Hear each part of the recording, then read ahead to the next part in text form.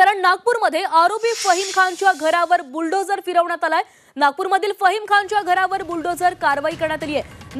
नागपूर हिंसाचार प्रकरणी फहीम खान हा आरोपी आहे। फहीमचं दुमजली घर अनधिकृत असल्यानं ही कारवाई करण्यात आलेली आहे। तर फहीम खानच्या घराबाहेरील अनधिकृत बांधकाम पालिकेनं काढलेलं आहे।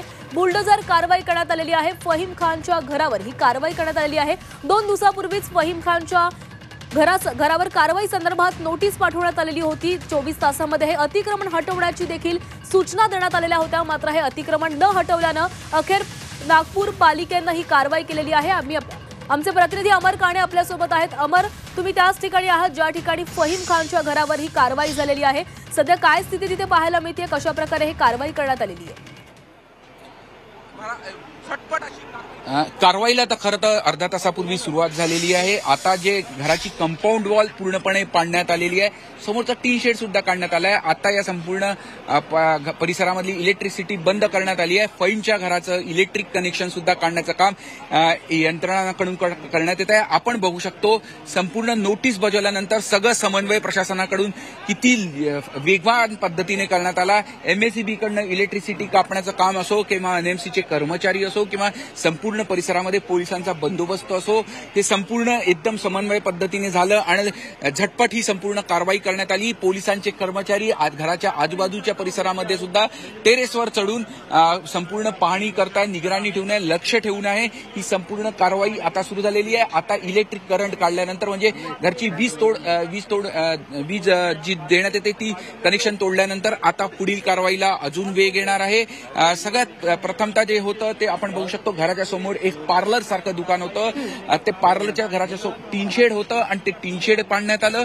त्यानंतर कंपाऊंड वॉल पाडण्यात आली। त्यानंतर आता इलेक्ट्रिसिटी काढण्यात आली। अवघ्या अर्ध्या तासामध्ये पॉवर सप्लाय संपूर्ण काढल्यानंतर ही संपूर्ण कारवाई आता पुढे जाणार आहे। NMCचे कर्मचाऱ्यांनी पूर्ण घराची पाहणी करण्यात आली आहे। टप्प्याटप्प्याने घराच्या कोणत्या भागात अगोदर हातोडा चालवायचा, जसं आपल्याला थोड्या वेळापूर्वी क्रेन चालकाने सांगितलं होतं की सर्वात प्रथम अगोदर जे होतं ते घराच्या भिंती पाडण्यात येईल आणि त्यानंतर कॉलम पाडण्यात आल्याचं त्याच्याकडून सांगण्यात होतं। त्या पद्धतीने ही कारवाई होताना दिसत आहे। सगळ्यात महत्वाचं म्हणजे आतापर्यंत अशी कारवाई आपण उत्तर प्रदेशामधील गुंडांविरुद्ध किंवा समाजकंटकांविरुद्ध होताना दिसत आहे, पण आता महाराष्ट्रात सुद्धा अशाच पद्धतीने जे समाजकंटक आहे, जे हिंसाचार करतात, सर्वसामान्य जनतेला वेठीस धरतात आणि त्यांच्या विरुद्ध ही पहिली अशी कारवाई आहे। कुठे कधी समाजकंटकांना एक संदेश देण्याकरता, इशारा देण्याकरता प्रशासन आणि शासनाकडून ही संपूर्ण कारवाई अतिशय वेगाने करण्यात आलेली आहे। आणि एक फहीम खान हा संपूर्ण नागपूर म्हणजे आता आपल्याला आठवत असेल तर गेल्या सोमवारी संध्याकाळी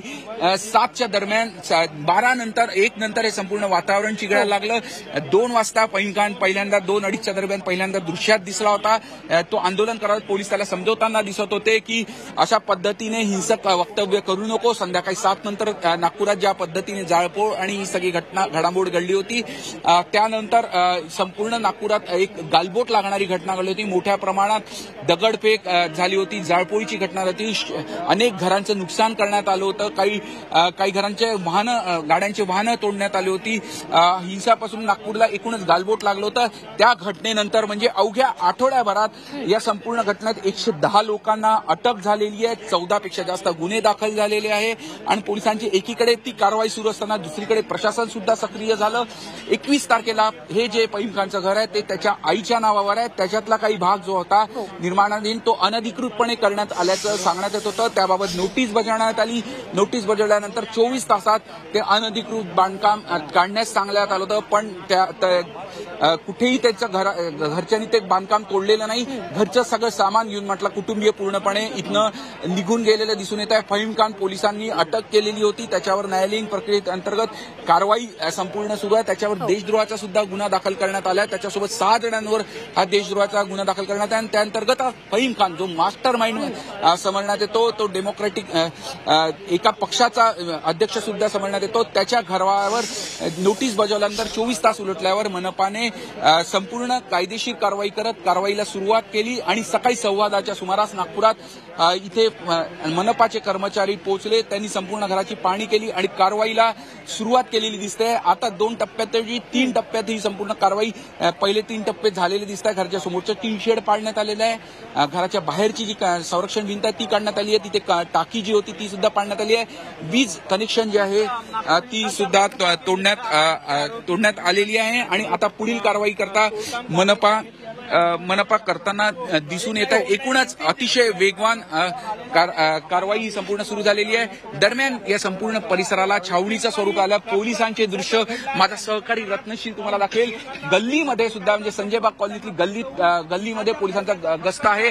केवळ याच गल्लीत नाही म्हणजे जी दृश्य दिसत आहेत तर त्याच्या आजूबाजूच्या सगळ्या गल्ल्यांमध्ये संपूर्ण दृश्यांमध्ये दिसून येतं की कशा पद्धतीने ही संपूर्ण कारवाई सुरू आहे आणि एकूण पूर्ण समन्वय ठेवून प्रशासनाने या कारवाईला धडाक्यात अशी सुरुवात केलेली दिसून येत आहे. अमर, हा फहीम नेमका केव्हापासून फहीम आणि त्याचं कुटुंब नेमकं केव्हापासून या परिसरामध्ये राहत होतो आणि हे जे अनधिकृत बांधकाम त्याच्या घराबाहेर आहे ते नेमकं त्याने केव्हा बांधलेलं होतं या संदर्भात काही अधिकचे तपशील मिळू शकले?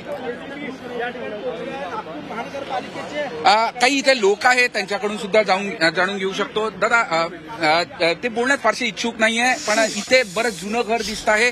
त्याची हे दृश्य आपण हे बघू शकतो.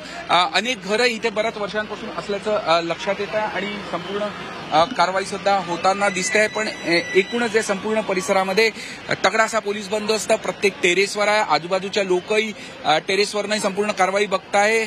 आता MSCB कडनं वीज तोडणी करण्यात आल्यानंतर MSCBची गाडी निघून जाताना दिसत आहे. पण प्रत्येक घरावर मोठ्या प्रमाणात लोक उभे असल्याचे दिसत आहे आणि मनपाची आता पुढील कारवाई टप्प्याटप्प्याने सुरू होताना दिसून येत आहे.